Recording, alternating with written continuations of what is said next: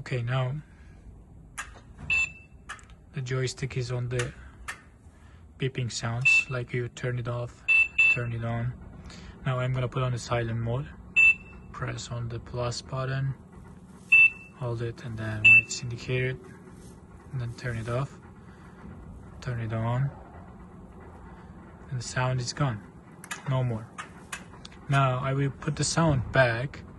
Press the plus button for several seconds. You see that the lights changed. Press the horn button, turn it off, and then turn it on. It works. One more time. This is silent mode. This is beeping sound is back. So turn it on.